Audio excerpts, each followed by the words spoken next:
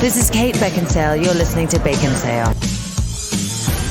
And this is a podcast I want to keep recording. Have great discussions to prevent from getting boring. This is our podcast now and forever. Wonderful journey. Ken is here to hate on Marvel. I am here to sing off tune. In the end, I want to keep creating Baconsale with you two. Yay! Yay! Jake is really disappointed you didn't sing about him. I could see it in his face. How come I don't get a line? I had one in there, but it didn't fit the syllables, so it didn't fit, Jake. Jake, it didn't fit. Okay, I said you two. I pointed at both of you. He said both of us. I did. Joel is very particular. If it doesn't fit syllable wise with it's the signs of a good parody. Talk to Weird Al. Yep. Anyway, welcome to Baconsale, everyone. I'm Joel. I'm Kent. And Jacob, the forgotten Jacob. Oh, that's just gonna be my name. The original script actually did say Jacob is here to sing off tune because of last week's show when you did the. That was perfectly. That was on key. That was perfectly on key every time. But then I was like, Jacob's not really known for his singing. So anyway, we're going way too much into the intro. But I did want to ask you, have you eaten Taco Bell? I have not. I'm talking about the listener at this point. I have not either. I have. I had it yesterday, yeah. You are addicted, sir. I was surprised by how many people said, I want Taco Bell now. Yeah. It didn't happen after a McDonald's show. I felt like I was warning people, but I was trying to really keep it clean and not talk about any bathroom stuff on the show. I feel like we should have more to warn people, but no, instead they're like, Don't just order 3 burritos, or 3 bean burritos, everybody. Please don't. Trouble, don't do that. But you know what Taco Bell is? Tasty, tasty, tasty. Yeah, you love saying tasty.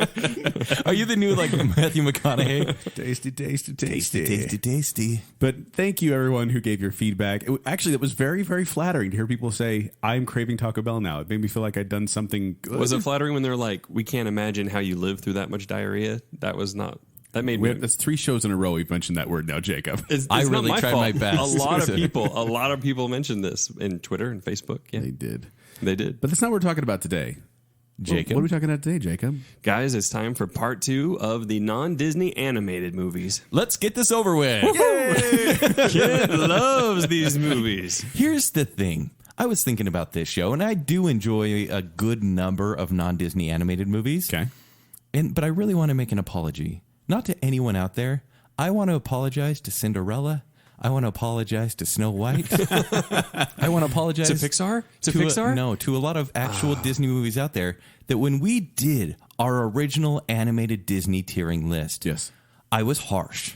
I was really harsh because, we can only have so many tier 1, 2, and 3. And so I was really selective. And you're like, take a back seat, baby. Yes. A lot of the classic princesses, I just kind of went, tier 3, whatever. Yeah. Compared to some of these movies. Wow. That's the other thing. best. So we created a list of about 70 movies between the 2 shows. So we did 35 last time, we're doing 35 this time. And Kent and I marked off which ones we hadn't seen yet. And we're like, we'll just watch those before we do the next show. Yeah, we had a month and a half, 2 months to go. And as I was watching it, I was like, oh yeah, there's a reason I haven't watched some of these, because I didn't want to. We even took a few off, like Cats Don't Dance or Quest for Camelot. Oh, people are going to get mad that we left those off. They're like, I love that when I was 4. Your childhood sucks. But we did end up watching all the ones on our list. We have 35 non-Disney animated movies. And we are once again holding ourselves to a tiering structure. Oh my gosh, I'm so mad about it. Just because we can't give everything a tier 2, which is... Everything deserves a tier 2. Not a tier 3? Oh, a lot of tier 3. So we have 10 tier 1s, 12 tier 2s, 13 tier 3s. So... just know in my heart that there are about 6 tier 1s. And this is, and this is based on this list only. It's not, This isn't tier 1 for the whole wide world. If I could rewind time, if I had a time turner or a TARDIS or a Bill and Ted's phone booth, I would go back in time and say, hey, you guys, just take the whole list of 70 and allot tiers. Because then I can give a tier 1 to the real tier 1s and not have to force a tier 1. Okay. Because now they're just comparing against one another. If you had a time machine, you would go back just so we could reorganize this list here. Baconsale, yes. And then kill Hitler. So, sure. Yeah. Maybe he always comes back. Maybe. Yeah, we'll see. Multiverse. But I believe in the fixed universe. So multiverse. Yeah. All right. We're going to go through it and get started. Absolutely. Yes, tier 1 being the best, tier 2 being middle, tier 3 being least. As per usual. So let part 2 begin. Oh, I should also give this other disclaimer, as we are wont to do. If you didn't live to the first part, once again, we are not including any sort of stop motion or made for TV or direct to video or any adult Or anime. fare or anime because Yes. we're saving those for other shows. Yeah. So we took those out, and also just to cut down the list. 'cause We're it's going to a beat long this list. dead horse. They're such cute names. You guys know that? Notice that? It's like these adorable little names. I'm actually kind of interested to see what you're about to say. Yeah. No, there's nothing else. I don't know. It's just Cute names, huh? cute names. All right, give us the first cute name. An American Tale. Fievel goes west. That's why would you say it like Jigsaw? Why was that? Why did you do that? Yeah, just trying to.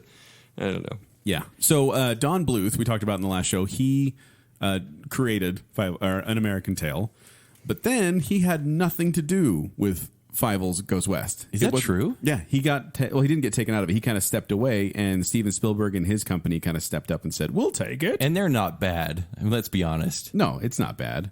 But it was released exactly 5 years and 1 day after the release of the original American Tale, and the same day as Disney's Beauty and the Beast. Did you say one? Wow. 1 year? Is that what you said? 5 years. Oh, 5 years. But let's be honest. But the same day as Disney's Beauty and the Beast.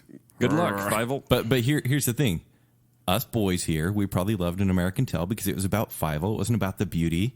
And I think I was probably more excited about this one, a sequel to a movie I loved, than Beauty and the Beast. Were you? I think I was. Because I didn't really, for me, I You wasn't did like... rate Belle as your number one princess. No, it was Ariel, actually. Oh, that's right. Yeah. That's right. You were we can't wrong. We can't talk about that show anymore. It's been brought up in that's too many weird usual. situations. So, a family of immigrant mice decide to move out to the West, unaware they are falling into a trap perpetrated by a smooth-talking cat. Played by John Cleese doing a bad accent, y'all. And also voiced, there's terrible. another voice by James Stewart. Yes. Oh, money's at Bill's house. It's James at Tom's Stewart. house. James Stewart's final film role. Really? Was Is this. it? This was his final film role. Very fitting. The Lazy Eye. Also, I wanted to bring up the fact that John Cleese, who played Cat R. Wall in this movie, he turned down the role of Cogsworth in Disney's Beauty and the Beast to be in this movie. Yeah, it's a good choice. Maybe. He makes good decisions. All right. I'm going to start with this one because hear I'm it. mad at you guys because I didn't want to include 10 choices in my tier 1. Mm-hmm. And it was between this and maybe 5 other movies in my tier 2 category. And I went, okay. Oh, I had to pray about it. Like, I wasn't sure. And then when I finally put this into To the tier... non-Disney animated god. When I put this into tier 1, I was so mad at you guys Tier that you 1. forced me to have a number 10 in a tier. Let's be tier fair. 1 Let's spot. be fair here. Joel forced you.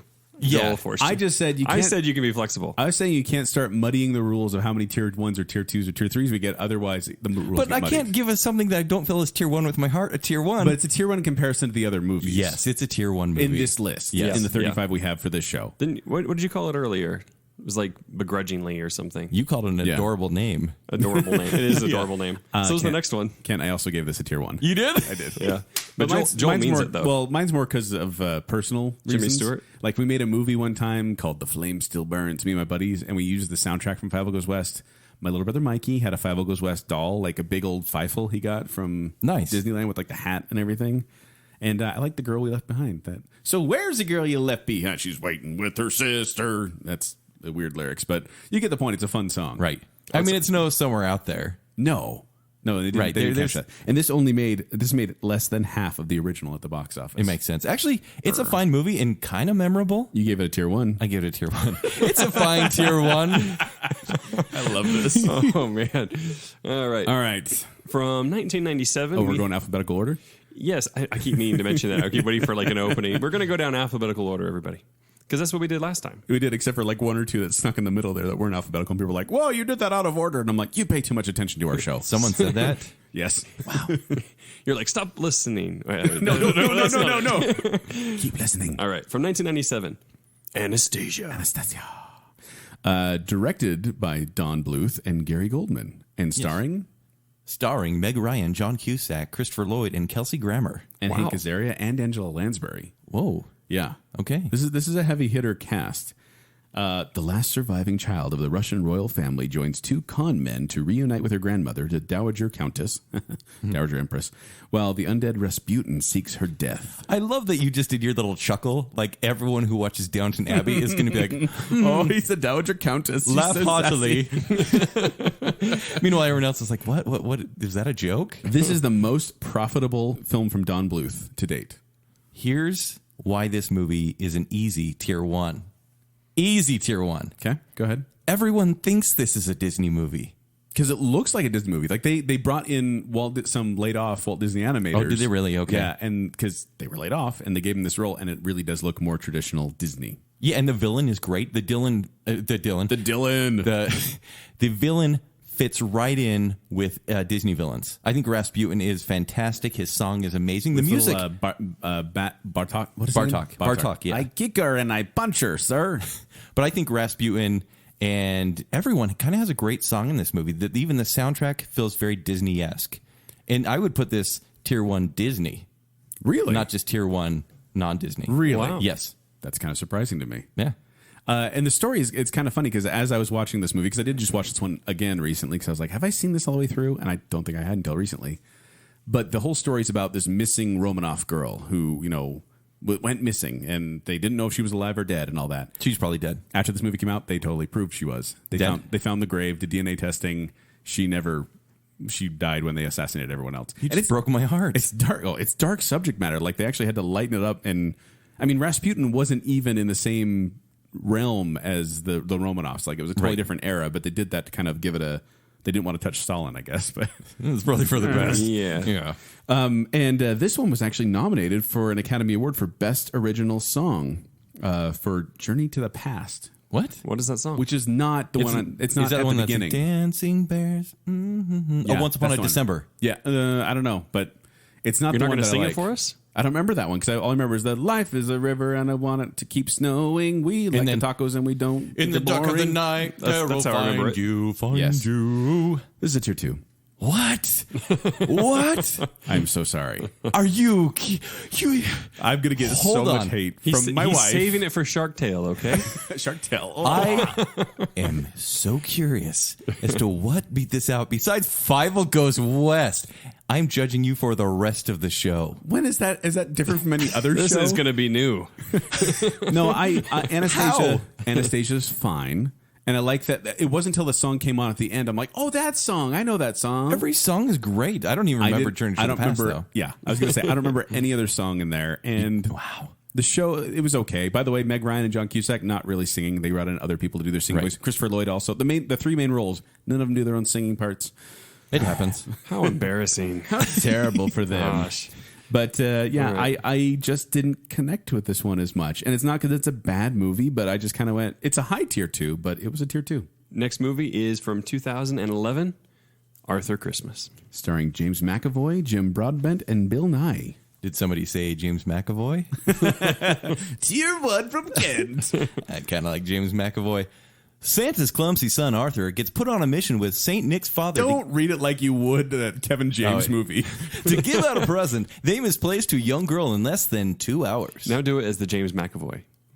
Ooh, which voice? Which split voice do you want? That's the beast. I'll be Dennis. Dennis. Santa's clumsy son, Arthur. Anyway. Yes. Joel, you give this one a tier. This is not Disney. This is Sony Pictures. Yeah, let's hear it, Joel. This was actually didn't do too well. It had a $100 million budget and only made $147 million, which you remember from previous shows.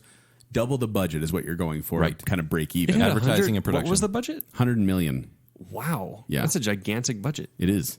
And Hey, James McAvoy's expensive, okay? It was mostly him. And I did worry. Probably. I did worry this was going to be like, oh, what was that movie with Vince Vaughn? With the Fred Christmas- Claus. Fred Claus. I was worried it was going to be something like that. This was fine. It's a tier 2. It's actually better than fine. It's a good movie. It is. Have I revisited it since the Christmas I saw it? No. But I gave it a tier 2. It's a tier 2. All right, next movie is Balto from 1995. Balto, starring Kevin Bacon. Yay. We're finally talking about him on the show. And Bob Hoskins and Bridget Fonda. And now Cass Halfwolf risks his life to prevent a deadly epidemic from ravaging Nome, Alaska. Oh, no. Risk his life. I gained an accent. From ravaging Nome, Alaska. Nome, Alaska. And that's when they have 30 Days of Night up there and the dogs save Oh, them. no. No, that's where the gnomes come alive, I think, actually. It's a And this is crossover Amblin universe. Entertainment, Universal, not Disney. and the film is loosely based on the true They all story. know it's not Disney, though. I know, but I'm clarifying which studio it's from. Okay. It's based on a true story about the dog of the same name who helped save children from the diphtheria epidemic in 1925. This is one of those that starts out live action, and then the old grandma tells a story in Central Park. This Really? is- And then it becomes an animated This movie. is the one that they realized they had a runtime of like 60 minutes, so they padded it up with some live action on the front and Yes. end. It's kind of sad. And so basically, like you said, there was like a non-story because no one cares about Nome, Alaska. So this is a movie This is a good story, though. It's about they had this diphtheria outbreak, and they had to get medicine there, and it was a big storm, and they couldn't get medicine there. This is the real story. So they sent a relay team of dog sleds all the way to this other point very, very far away, and then back with the medicine. And so, see, that's a fine story. This just becomes about funny animal sidekicks. well, this is about Balto, who's a part wolf who just can't fit in. Yeah. And then he saves the day by going out and helping the team. And the what do they call him? Dog sled driver. He apparently passes out. You guys both watched this recently. Yeah, Yeah. really recently for the first time. How embarrassing. It's a Kevin Bacon movie, though. I know this was in my blind spot. I watched was, this me 2 too. weeks ago, and Can't- it's a tier 3. Tier 3? Yeah, Even though it's an inspiring, heartwarming story, yeah. Even though they save people from diphtheria. it's a tier 3. Yeah. This movie is a lie. What? Hold on. It's a Okay, lie. now you're getting crazy. What do you mean it's a lie? This movie is a lie because in the real world, Balto wasn't a half dog. He wasn't an outcast. He was Oh a my hybrid. gosh. And get this. He was a man. Balto was it was a relay, meaning they traded off dogs and sleds and drivers. And Balto was just the last leg. That's all he was. He was the one who got the glory because he's the one who drove it into town. But another dog named Togo drove the longest distance over the most hazardous Where's area. the sequel? I want the sequel called Togo. And there actually is a What? huge controversy from hold on. Togo defenders. Wait, there's. Because Balto got a statue in Central Park. And Was that real or just for the movie? No, it's really a statue. I don't Why know would I he don't get a know. statue in Central Park? if Central they- Park? Why would it be there? They saved I don't know if it was in Alaska. Central Park. I think it was in Central Park, but they made a statue in honor of the undying spirit of Man, this makes me helpful feel animals. bad because I actually have a personal statue of Balto at home, and now I'm Yeah, gonna have what to have about one Bogo? Togo. Togo. Yogo to go. But there actually is kind of people that are very upset that Balto got all the glory because it's not just the movie; like it's in And folklore. I'm among them. I'm among them, Joel. Yeah. Okay. But Team Togo, look him up. He's actually the hero. I think Disney should make Togo next. And technically, the drivers are pretty heroic too because they're the ones who are driving the dogs. But let's not get into that. No, it's just the dogs. Nope, dogs are the All right. best. Next movie, which happens to be Movies. 2006, Happy Feet, and then the sequel, Happy Feet 2. This is another clarification we need to make that sometimes if the movies are similar in rating, we're just going to lump them together Also similar in title, and quality. as in the same movie. Yeah, although there's one example in here where we split up franchise. Right. Starring Elijah Wood, Brittany Murphy, Hugh Jackman, and Robin Williams. Directed by George Miller, director Miller. of the Mad Max franchise. Obviously. And Babe. You said Elijah Wood, Robin Williams, Brittany Murphy, but did you mention Hugh Jackman, Nicole did. Kidman, Hugo Weaving, and E.G. Daly, who are some big names that throw out there? E.G. Daily? She's the voice of Tommy Pickles, and she's does Big a lot of- names, Joel. No, Oh, yeah. I Big mean, You we know all her voice. Tom- Have you heard it? Oh, Tommy sorry. Pickles. I'm sorry you guys are into voice actors and don't know who Jim Cummings and Frank Welker are, but Oh, take it easy. yeah, you don't know who any of those people are. E.G. Daily.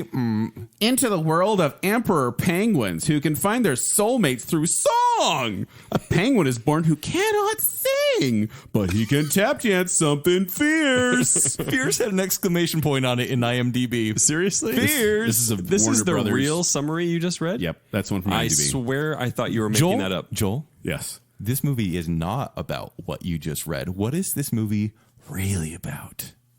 Humans are jerks. It's an anti-religious, anti-capitalist, Yes. anti-man, Anti-progress.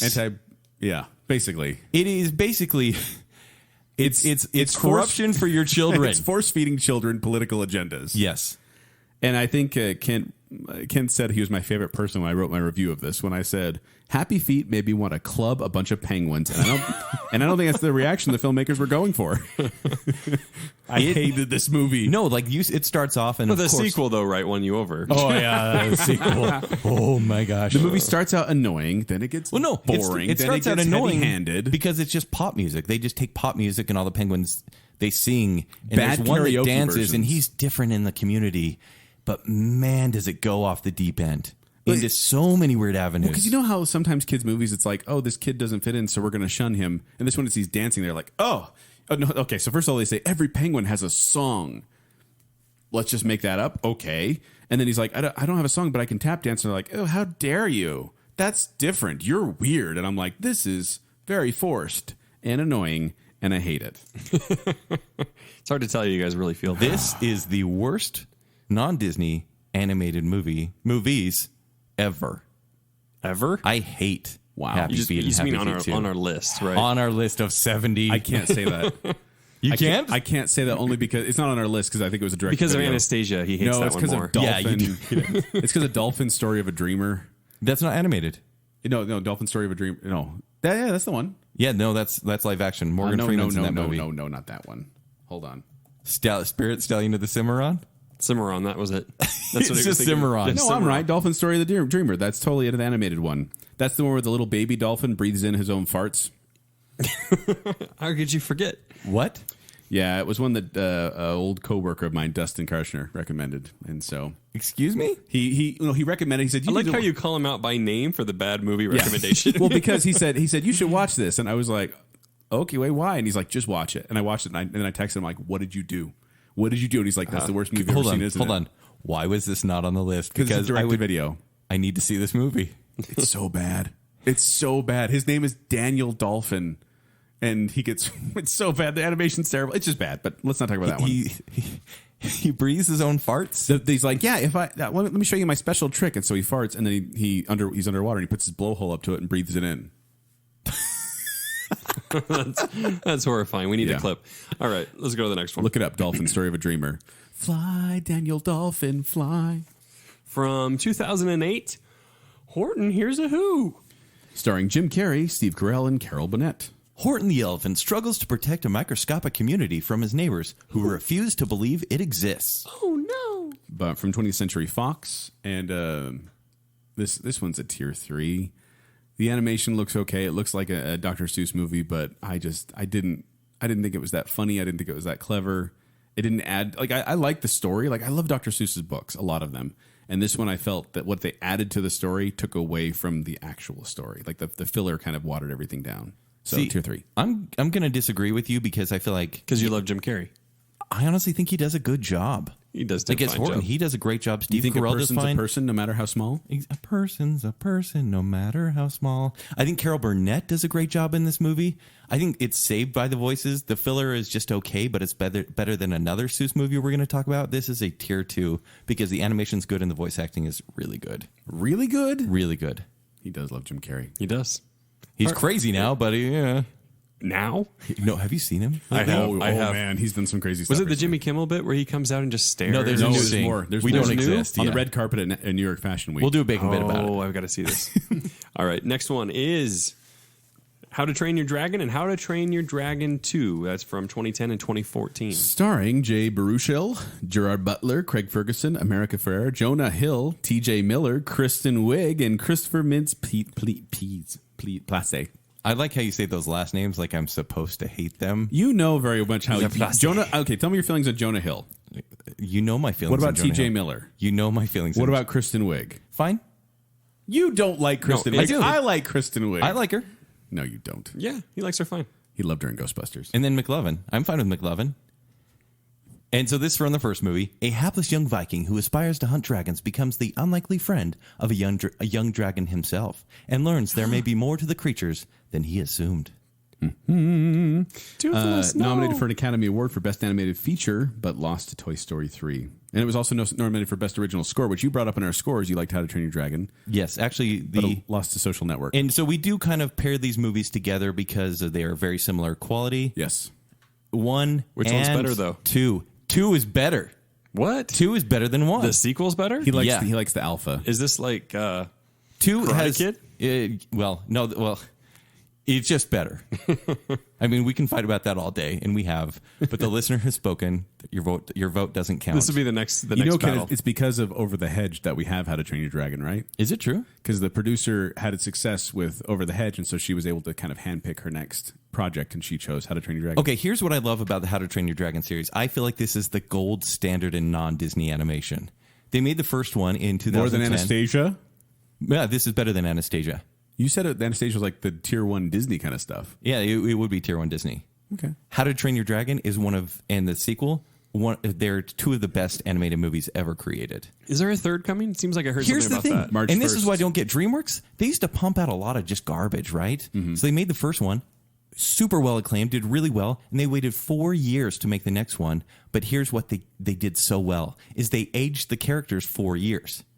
And The so story then progressed. the story progressed, and you get this like really more adult story. It went from like young teen to late teen, and they're going to make the next one in 2 years. Like they're taking their time, unfortunately. March 1st, 2019. Oh, that's such a bummer. Wow, that's a long time. And I feel like Hiccup is going to be that much more advanced at leading his community with the dragons as well. I think these are beautiful and heartbreaking stories of friendship and family. why Tier I- 1 all the way. That's why I have a hard time giving it a tier 2. I'm kidding. It's tier 1. I was like, I put up a reluctant high five. Yeah.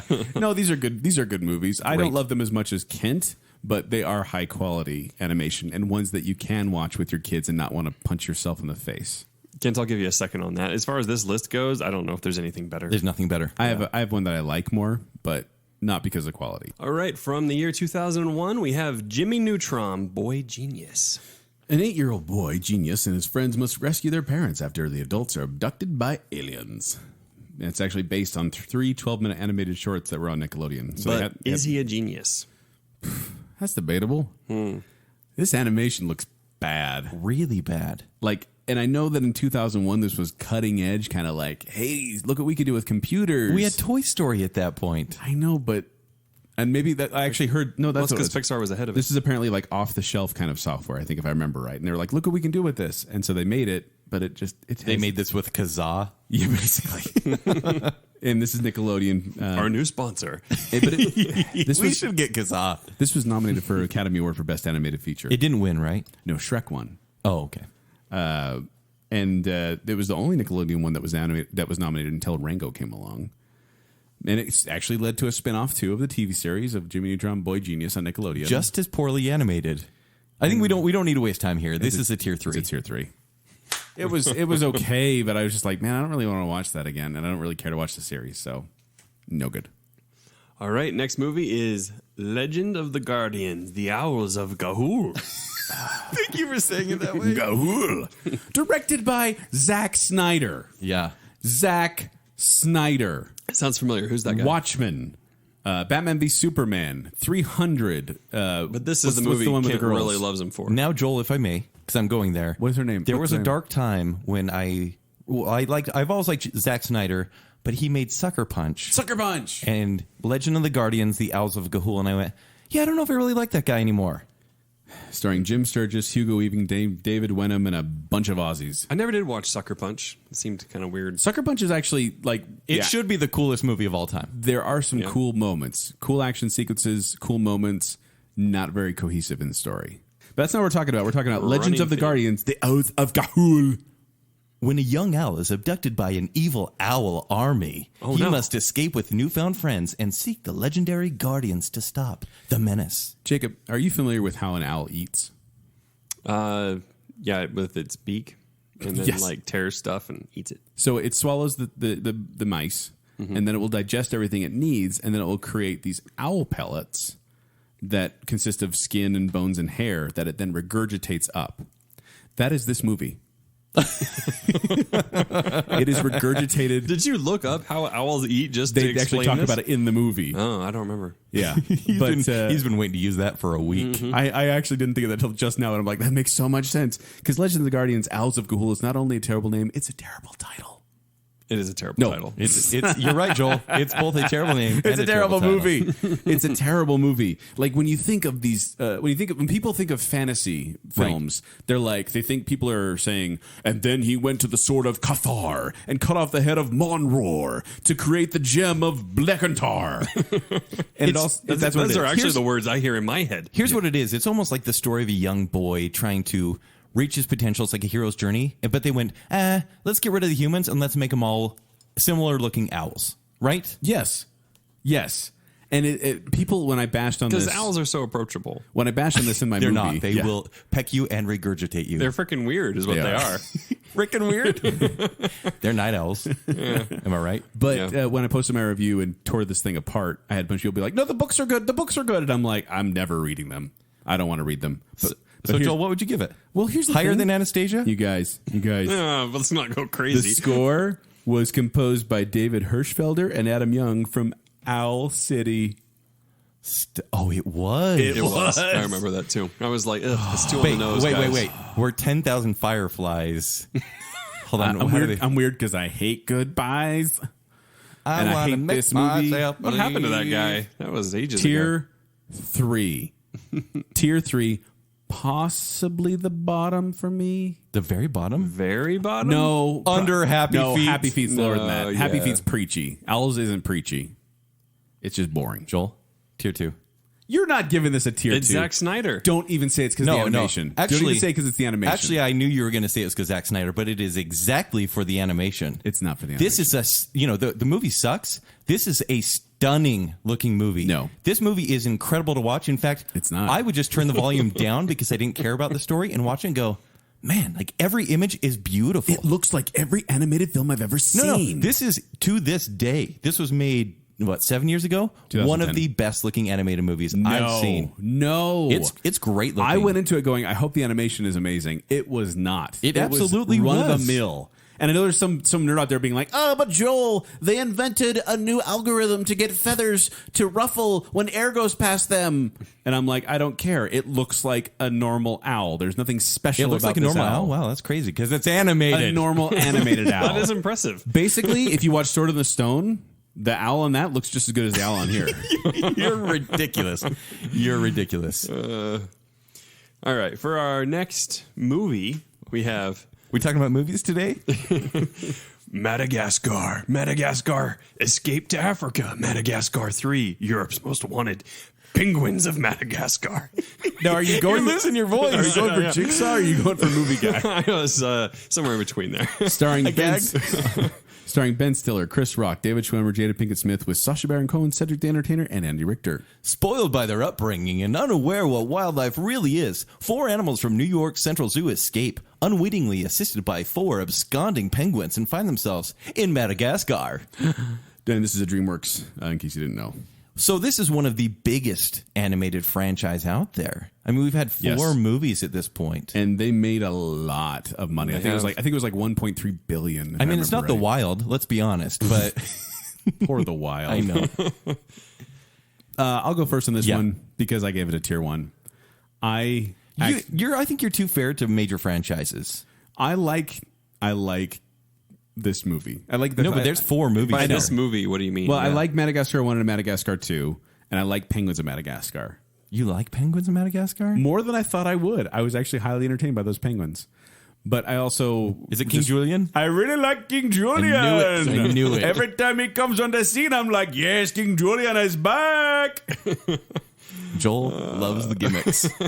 I like a good character, and Sacha Baron Cohen playing King Julian is a fun character to watch. This is a tier 2, and it just deserves to be kind of forgotten. There's humor here, Tier but they 2? stretched it out over 4 movies. you and know what- you have to have 10 tier 1s, right? Yeah. Don't worry, there's some good in there. But this is tier 2. Nowhere near tier 1. All right. All right. Let's keep going. Open Season is our next one from 2006. Yeah, so this one stars Ashton Kutcher and Martin Lawrence. And Gary Sinise and Deborah Messing and Billy Connolly and Jon Favreau and Jane Krasowski and Patrick Warburton. Wow. Bug, a domesticated... Boog. Bug. Boog. A domestic... Bug. Boog. Bug. A domesticated 900-pound grizzly bear finds himself stranded in the woods 3 days before open season. Forced to rely on Elliot, Elliot. a fast-talking mule deer, the two form an unlikely friendship and must quickly rally other forest animals if they are to form a ragtag army against the hunters. Sony Pictures Animation, and it earned $179.3 million on an $85 million budget. So it did well. That's about And 178 spawned million 3 too much. direct-to-video sequels. So Yeah. spawned a bunch of sequels. All good. Yeah. This is a tier 3. Not at all. Oh, this is an absolute tier 3. The chemistry here, which should be really good, It's because great. it's Ashton Kutcher back in his Between heyday, Martin and Martin Lawrence? Lawrence when he still had a career. Martin Lawrence. There's and Ashton nothing Kutcher. here. The animation is bad, even it's fun for the animation. time. He lost his career way before. Yeah, you're right. 2006, right. You're right. Yeah. And then they made this movie, and I guess something happened. It made a fair amount of money. People liked it. I watched this one the other day. It's no good. I love it. Even now. This is probably my favorite one on the list, guys. What? I'm not kidding. Open season. Open season. My tier 3 is a tier 1 for you? Yes, and a high tier one. Probably my favorite. I'm not saying it's the best one here, but it's probably my favorite. Is it funny? I could This be a was little, your exception to How You Train Your Dragon. well, a little bit, yeah, but This is funny. There's to me. another one? No. Okay. Yeah, it probably is actually, but I actually think the humor is I think it's very, very funny. I think my wife and her family enjoys it, but Boog. How many fart jokes are in this movie? I don't remember. Mm-hmm. But there's a couple. How many poo in the wood jokes are there? A couple in there because he's a domesticated bear who doesn't know how to be in the wild, Look, he's got a poo in the woods, okay? and he doesn't know how. He's a And bear. It's hard. he has It's to go. confusing, right? Like Yeah. if you guys, How are you defending Let me this? Does ask he you a use toilet question. Let me ask you a paper, question, or by is the way. it- Okay. So if you have to go to the bathroom and you're not at a place where you feel comfortable, what do? I wait a week. This That's happened what at Scout happens. Camp. That's exactly what this movie is. The bear is you. It's a constipated movie? Don't make this movie relatable for me. I will not relate to open season. I think Ashton Kutcher's funny in it. I think that there actually is a touching message. There's a whole scene where the animals rise up together against the hunters. That's really entertaining, kind of a Braveheart motif. I like the music. I think it's hilarious. I'm giving this a tier 1. But I will also admit something else. What? That the first time I saw this movie was on a Disney cruise ship on my honeymoon. So very positive associations with the whole vacation scene and all that. So Not related to the constipation stuff. no, What? What? I have no idea what he's talking about. Yeah. I said there was a constipated bear. That's all.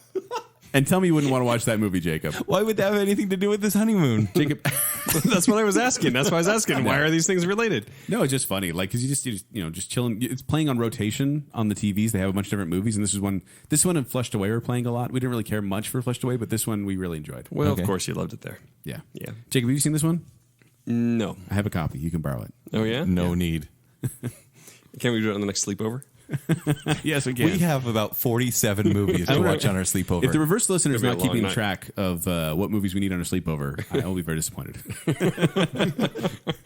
Go back and listen to them all. That's a challenge. No, it's not. Yes, that's I'm kidding, scary. reverse listener. And the next movie is Rango from 2011. Directed by Gore Verbinski. You can say that with a question mark. Gore Verbinski. Director of The Ring and Pirates of the Caribbean. Yeah. And then he does Ringo? Starring Johnny Depp, Isla Fisher, Bill Nye, Abigail Breslin, Alfred Molina, Harry Dean Stanton, and on and on and on. Oh, Timothy Olyphant's in this. Oh, yeah? Yeah. Oh, well, I like it now, except I don't, because it's a bad movie. Rango is an ordinary chameleon who accidentally winds up in the town of Dirt, a lawless outpost in the Wild West in desperate need of a new sheriff. Won the Academy Award for Best Animated Feature because nothing else good came out that Yeah, year. what else came in 2011? I don't remember. I read the list and went, yeah, probably Cars Rango. 2, maybe? Maybe. It just wasn't a good year for animated movies. And this is Nickelodeon movies. Did it feel And- like Pirates of the Caribbean, like light? Well, this Sort felt of like thing. every kind of Western. This was kind of Five Goes West. It's almost every Western out there where an unlikely person comes in, becomes the sheriff because of a lie, and then kind of just... Yeah, Wait. Is it this guy that fails on, the other Johnny Depp he fails on Western? crap.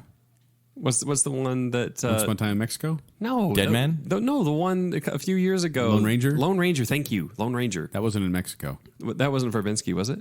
I think it was. It might have been. Was it? Because that would make sense. Why? Yeah, because he likes to work with Johnny Yeah, Depp. yeah. Yeah.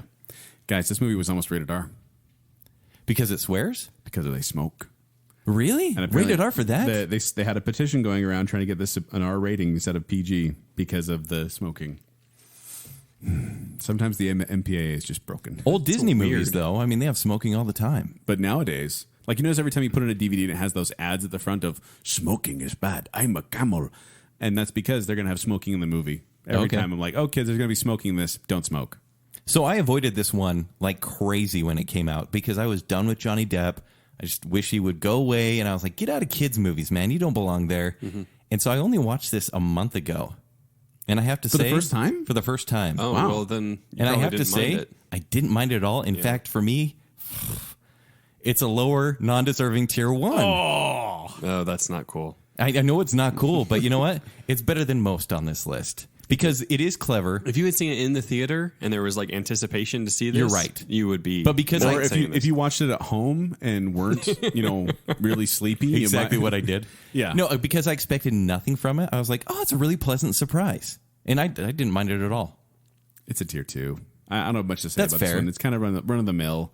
The animation does look kind of cool. It does look cool. But overall, And the villains are fun. Like, yeah, but it just wasn't great. I Yeah. like the homages to all the other movies, like all the other Once Upon a Time in the West, Racing Arizona. Like they had a bunch of kind of references there. But Right. overall, I was like, me, tier 2. All right, next movie is Rio and Rio 2. all right, so Joel, I know you're going to fill in the rest of the gaps, but the two biggest stars of this movie are Jesse Eisenberg, who is not really made for animated movies, and Anne Hathaway.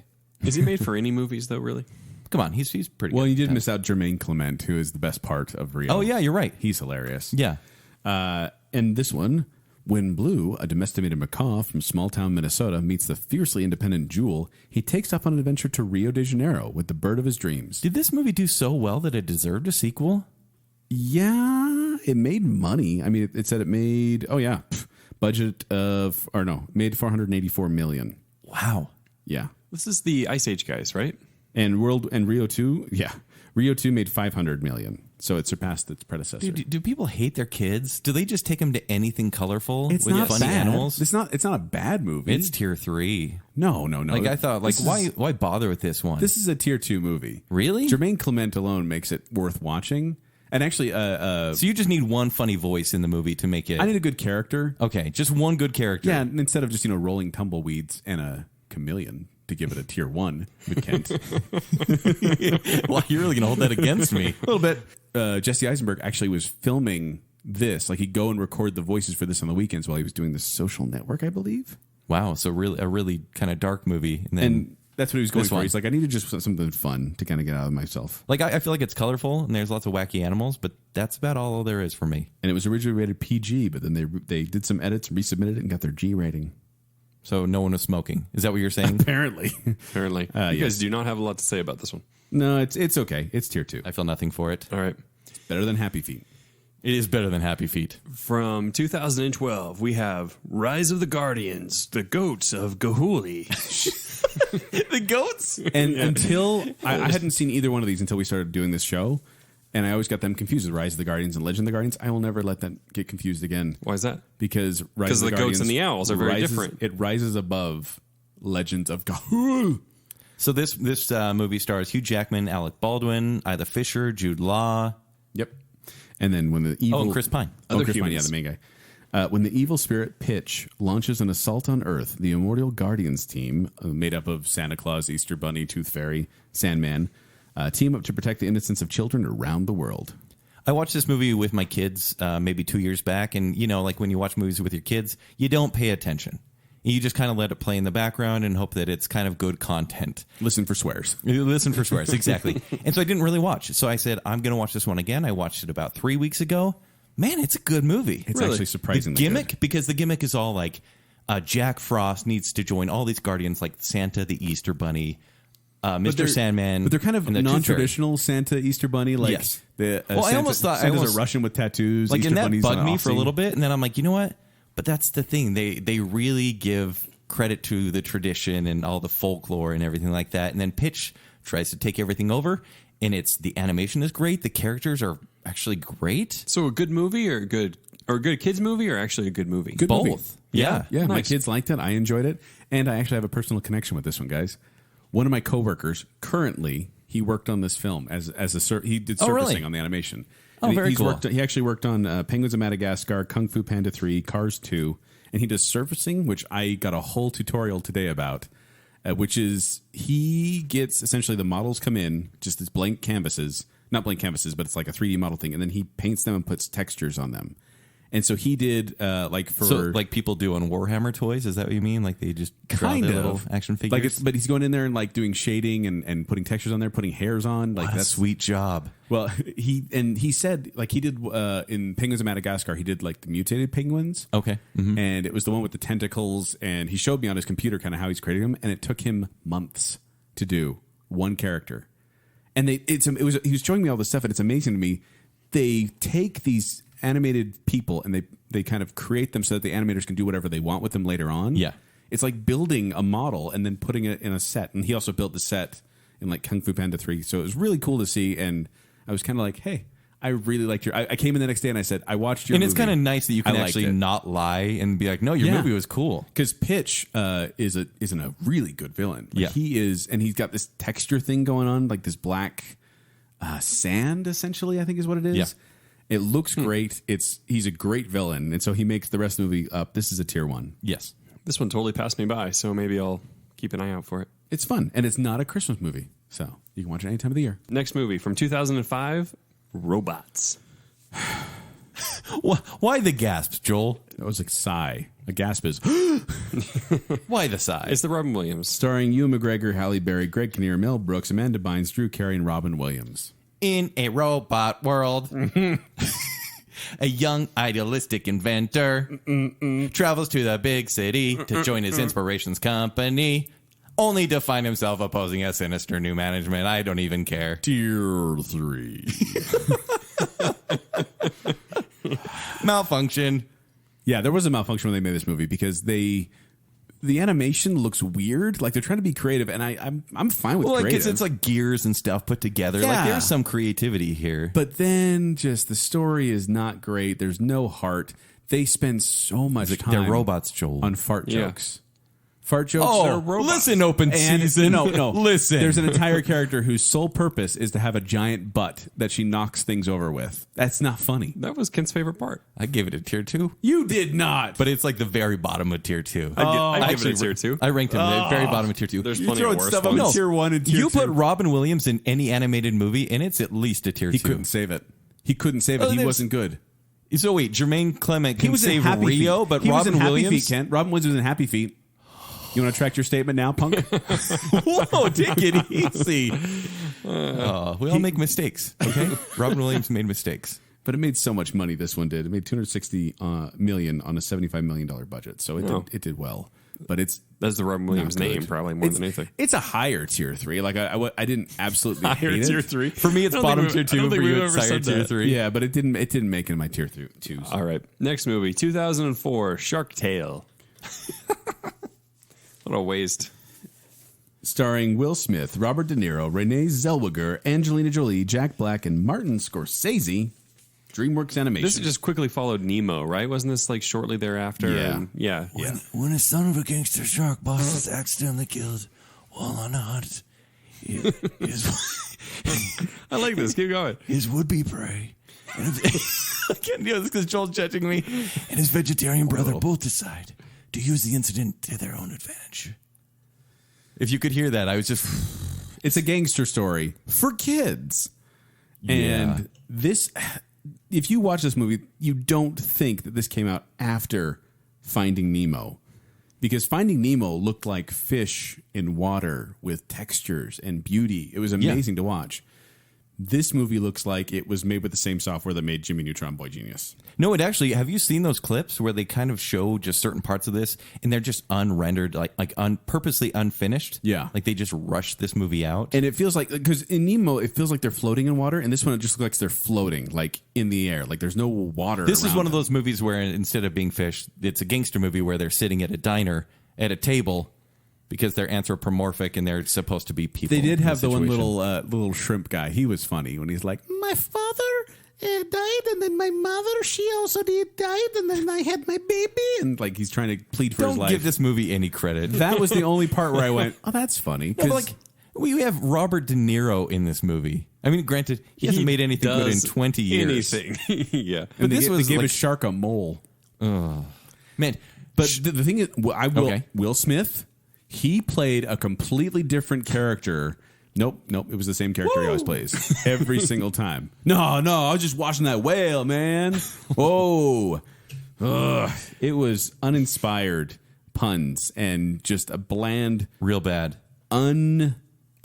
approachable, not unapproachable. Just the storyline, you couldn't really... Unrelatable. Unrelatable. I've talked about this before. Like, great white sharks are my greatest fear. After I saw this movie, Shark Tale is my greatest fear. This is a tier 3. At the premiere, by the way, they did it at the Plaza San Marco in Venice, Italy, with the largest inflatable screen in the world, measuring more than 6 stories tall and over 39,000 square feet. It required 50 tons of water for stabilization, and it was just a big show. Like I felt like this was DreamWorks saying, "Look how cool our premiere is. We're in the show business because we have a worse movie and we have to do something to draw crowds." No good. Tier 3. All right, the next movie from 2001 and 2004 is Shrek and Shrek 2. Wait a minute, aren't there 4 Shrek movies, Kent? What? Yes, there are, Joel. But we decided that we could split these up into Shrek 1, Shrek 2, and then Shrek 3, Shrek 4. Shrek Forever After. So I'm going to read the synopsis of the first one. After swamp is filled with magical creatures, Shrek agrees to rescue Princess Fiona for a You're villain. not going to do this one with a voice? Out of all the movies? Out of all the movies, this is the one you don't do a Shrek voice. Do I do Donkey? Do I do Shrek? What do I do, Joel? Do Shrek. Joel's got it. I want to hear your Shrek voice. No. Do it. No. Do it. You're already primed. You're ready. No, I'm not. No, I'm not. Okay, go. No, this is yours. Please. No. No, You're waiting to make fun of me. No. King Farquaad or whatever his name is. Good job. Good job on that one. Go ahead, Kent. So this movie stars Mike Myers, Eddie Murphy, You didn't Cameron finish. You Diaz. didn't finish your synopsis. Oh, I was done. Yeah, that was it. No, you didn't do for a villainous lord in order to get his land back. How would you say that? Like Shrek. Don't get after me, Kent. That's my. That's pretty good. No, I can't do a Shrek very well. Yeah, neither. I mean, come on. You didn't even try though. Yeah. Heed. Chris Farley actually. Look at the size. Chris Farley was the original choice for Shrek, and they recorded 80 to 90% of his dialogue before he died. So Really? They had 80, and if you look Actually, I've seen the video, and it doesn't. It's like a really aggressive. I mean, Shrek is an aggressive character, Yeah. but it's a mean character. But then when Mike Myers came in, he said, "Scrub the character." He says, "I don't want to do anything Farley did. I want a completely different character because I can't do Farley." So Wow. they made it into this, and he was doing his normal voice for a bit, and then he switched into the Scottish and went, "That's the one I want to do." So they had to re-record That's again. like his mainstay, right? Like the Scottish voice. He just does that all the time. Right. No, I mean he did it in So I Married an Axe Murder, which was hilarious. Yeah. And then he did it in this movie, which is pretty good. And then when he was doing it in Austin Powers, it was kind of like, okay, whatever. But this won the first ever Academy Award for Best Animated Feature. Shrek is the first. 2001 is ever. when they first gave that. Yeah, the first ever award when they gave that out. Did they Keep do in it mind, just like for this movie? Beauty and the Beast was nominated for actual Best Picture back in '93. Yeah. But this, that's actually not bad 92, for yeah. Shrek, which is an anti-Disney movie. That's the whole point of this movie. Is Yeah. like it's like Triple X when it's like the guy in the tuxedo gets killed at first because the new stuff's in town. Right. This is what this one's in. And Shrek is one of the few. I think there's like 16. Yeah, there's 16 fictional characters with a Hollywood Walk of Fame star, and Shrek is one. Shrek of them. has one. He's among the ranks of Big Bird, Bugs Bunny, Donald Duck, Godzilla, Kermit the Frog, Mickey Mouse, and a bunch of others. He probably deserves it. Yeah. He kind of does, just money wise. Yeah, Shrek 1 and 2, these are tier 1 movies, and I think Shrek 2 is the better movie as well. I would actually wholeheartedly agree with you, Kent. Really? Tier 1. Okay. Shrek 2 being the best one. Nice. And actually, soundtrack-wise, I mean, I know I shouldn't say this because Smash Mouth didn't do extremely well in our bracket, but like they're fun soundtracks. They are fun. And that's the sad thing about this list that we're doing today. Out of the 35 movies we're doing, the most memorable soundtracks, the most memorable songs come from Shrek. That's sad. I mean, yeah, they're fun. They're just overplayed and you Right, know, and it's are they- popular Come on, music. Come on. Dun, dun, dun, dun, All right, dun. so let's go to Shrek 3 and 4. This is where they switched directors completely for 3 and 4 because they had the same for the first two, and it shows. These are both tier 3. In fact, Shrek Forever After is the lowest grossing Shrek film, which is funny because normally sequels you see the upward trend of people are now in the audience and they want to go, and this went down because they're lower in quality, they're lower in story, tier 2, Well, tier 3. they'd already tier 3. seen Shrek the third. Yeah, right? Shrek So- the Third is easily the lowest point of the franchise, and then 4 try to like drag it out of the mud. Well, 4 has the whole "It's a Wonderful Life" twist where it's like, Yeah. what would happen if Shrek wasn't around? Nope, it's too Scottish. I got to pull that back. Okay, we'll work on it. But no, Yeah, these together. We got you. Yeah, Jacob, are- I want to hear your Shrek, Jacob. No? these are easily tier 3, and I think even though they finished, like they closed the book on Shrek Forever After and said, "Well, that's the end of this story." They're thinking about making a sequel at this They are. point because it's been a while, I guess. A planned release for 2019 or 2020. Ugh. Next movie from 1982, Secret of NIMH. The movie that made every kid cry. Oh, except Kent. Get terrified. This is a Don Bluth in his directorial debut. Ooh. Starring Elizabeth Hartman and Dom DeLuise. To save her ill son, a field mouse must seek the aid of a colony of rats with whom she has a deeper link. than she ever suspected. And it's actually based on Robert C. O'Brien's 1971 children's novel, Mrs. Frisbee and the Rats of NIMH. Oh, really? She was Frisbee in the book, but then when they got there and said, well, it's pretty close to like, you know, the toy Frisbee. I'm doing gestures. You can't see them. I can. I can see it. They actually fine. went to Frisbee and said, hey, can we use this? Is that going to be a problem? And they were like, don't use it. So they had to change to Brisbee. And they've already recorded a bunch of it. And so then they had to go back and re-record Brisbee instead of Frisbee. Wasn't it kind of refreshing for you to see a mom be like the protagonist in this movie? It was just strange that it was like, you know, we have the Secret of NIMH and we have this mother of a young son leading this entire movie. With pneumonia. I feel so bad for her little boy. And then she has that medallion that makes her strong. I think we all kind of wanted to wear that because it was cool. And this, do you guys know NIMH is a real place? Oh, is it what? Like the Secret of NIMH, it stands for National Institute of Mental Health. And What? It's a real place that is still in existence. So when they say the Secret of NIMH, they're talking about this facility where they did experiments on animals, I guess. And they've talked about doing a sequel ever since. It's Yeah, kind of like when the they made the CGI Dark one. Crystal and it became this big cult classic. Same with this one. Yeah, when they made it, they're like, oh, they're going to do it again. Wait a minute. So I would like to see a sequel, but then again, we don't see a lot from it. This is Amblin, not Amblin. It's Bluth. What's this? The Bluth Dumb studio? Bluth. Dumb Bluth Okay. Productions. Do they even make movies anymore? No, they went bankrupt later on. We'll talk about that. It's tier one. Tier 1, yes. We should Oh, yeah. all the Yeah, praise. it's Yes, tier one, tier yeah. 1. High five. All right. Next movie is from 2003. It's Sinbad, Legend of the Seven Seas. Starring Brad Pitt, Catherine Zeta-Jones, Michelle Pfeiffer, and Joseph Fiennes. The sailor of legend, but with a different ethnicity, is framed by the goddess Iris for the theft of the Book of Peace and must travel to her realm at the end of the world to retrieve it and save the life of his childhood friend, Prince Proteus. The Lightning Thief? Well, it's funny because Sinbad in legend is Arabic, Yeah. and they made him like a Super Greek white. pirate in this one for no real reason other than I think they wanted Brad Pitt to lead it up. And really, everyone seems to be phoning in this movie, except for Michelle Pfeiffer. No, she's great. Michelle Pfeiffer is the saving grace of this movie. And I will say, I watched this one for the first time a month ago. As did I. And I was like, wow, the animation in this, because it's the same studio as of the Prince of Egypt. And I was like, the animation is incredible. Mm-hmm. And then the movie just kept going and then just got worse and worse and worse and didn't even have good mythology in it. Well, in the poor animation, once again, they were trying so hard to be cutting edge. And so all the monsters are CG, whereas it's traditional hand-drawn and the rest of it. Mm-hmm. And they look bad. Like when the Kraken or whatever it is comes in and starts destroying the ship, it's like, ooh, that looks terrible. So this is a tier 3 for me. And I had high hopes for it. And do you want to hear my movie blurb, the poster quote that Let's I hear wrote? it. Let's hear it. Tries to be righteous good, but turned out to be sin bad. Oh my gosh. Yeah. Well done. Thank you. Thank you, everyone. I didn't see Thank that. you. I was wondering where you were going. This actually, DreamWorks suffered a $125 million loss on this film. Wow. Nearly bankrupted the company. But I'm still going to give it a tier 2. I didn't think it was. Why? I didn't think it was as bad as some of the other ones that I gave a tier 3. And this is one that kind of got bumped up because in this list, compared to some others, it's a tier 2. But Okay. it's Yeah, I get definitely it. one of the lower ranked ones overall. Yeah. All right, next up, one of Ken's favorite movies from last year, Just Sing. Don't say Sing Street in reference to this movie. They're the same movie. That's what you said. Starring Matthew McConaughey, Reese Witherspoon, Seth MacFarlane, Scarlett Johansson, John C. Reilly, Taron Egerton, and Tori Kelly. Who's Tori Kelly? In a city of humanoid animals, a hustling theater impresario's attempt to save his theater with a singing competition becomes grander than he anticipates, even as its finalists find out that their lives will never be the same. If you love singing competitions And Ireland. and aren't tired of them, you'll love this movie. This was like the 19th anthropomorphic animals movie from last year.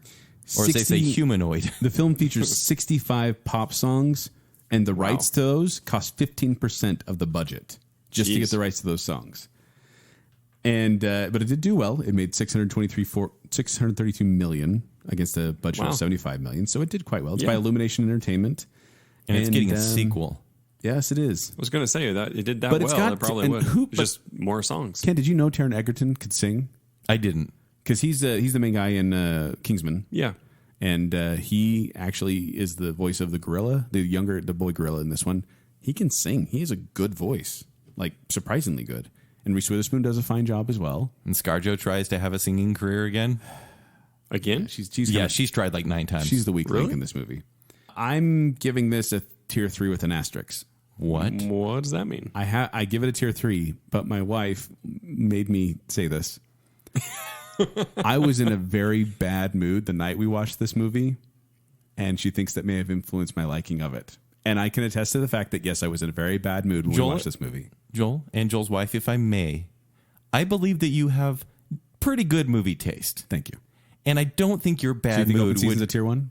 No. I don't think your bad mood... I thought you said he has the worst movie lists ever. Wasn't I'm that a pretty sure quote that's what from you No, I said. said they're generally terrible. Generally it's a pretty broad spectrum there. But I don't think your bad mood, even if you were in a good mood, this would make it a tier 2. This is a tier 3 lazy movie. I just have to put the asterisk there. I'm giving it a tier 3, but there, honey. I said My it. movie, Happy now? my poster quote on this one is, "This movie made me doubt my love for my kids."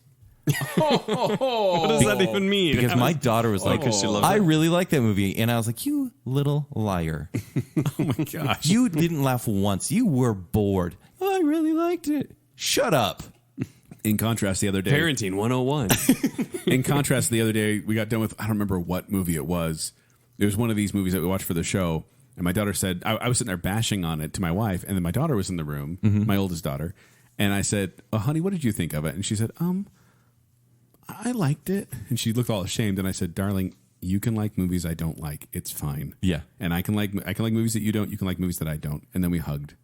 Oh, that was a Contrast. that was a good parenting moment. Shut up, daughter.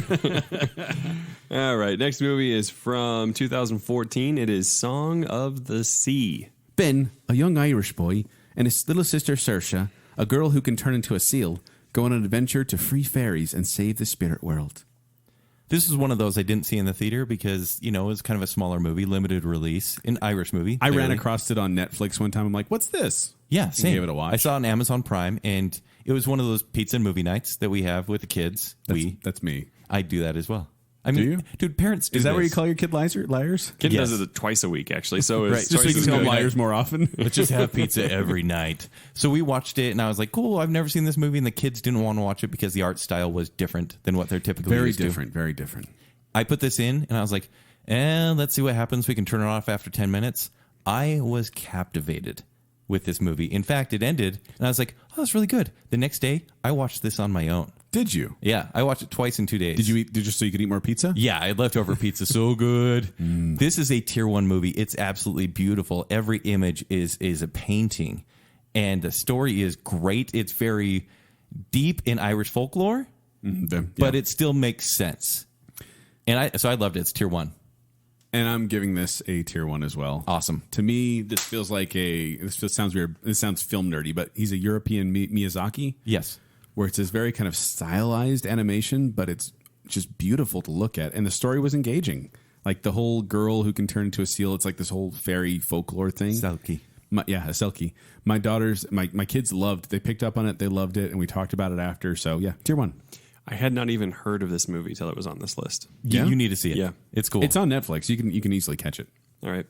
Next movie is from 2002. It is Spirit, Stallion of the Cimarron. You know what I love? Cimarron? You know what I love in movies? Cimarron. Yeah, because Cimarron, we all agreed that Cimarron was one of the worst Best Picture winners ever. And this movie, starring Matt Damon, James Cromwell, and Daniel Studi. I think I know what Joel's going to say about this Wait, movie. Ken, I'll give the synopsis too. Yeah, go for it. No. Will you do that noise while I'm doing this? Okay. A wild stallion is captured by humans and slowly loses the will through its training. I'm Matt Damon, and I'm the narrator of this story. And throughout my struggles for freedom, I refuse to let go of the hope of one day returning home to my herd. That is this movie. Matt Damon narrates a cartoon about a horse in his herd. And it's just this flat narration that makes Really? no sense. Like he gets on there and he's like, I miss the days when the days were long and the days were soft. I don't like the days when they're hard and when they're not easy. But life is not easy and life is hard, but soft is good. That's the narration. That's an exact quote. You're like right? sand. And then the animals don't talk. They're just neighing to each other the whole time. This is meant to be, I think, an art piece where it's just like follow everything that happens. There are human characters that talk, obviously, and they kind of. It's the story about the Native Americans being held down and No, it's now you talked about Happy Feet being anti-commercialism. Right. This movie is anti-military, anti-settler, anti-technology, and it's just kind of ridiculous actually how heavy-handed it gets, where all the soldiers are bad guys and all the Indians are good guys.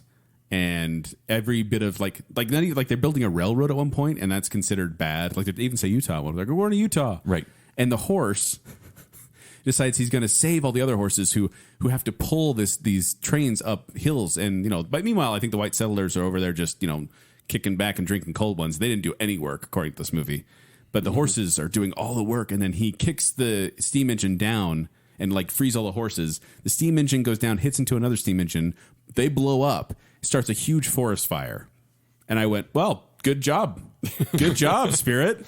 You just destroyed the forest, idiot. And it's named after Cimarron. How'd you guys like this movie? Tier 1. Good job, idiot. Tier 3 for sure. This was nominated for Best Animated Feature. Lost to Spirited Away. Thank goodness.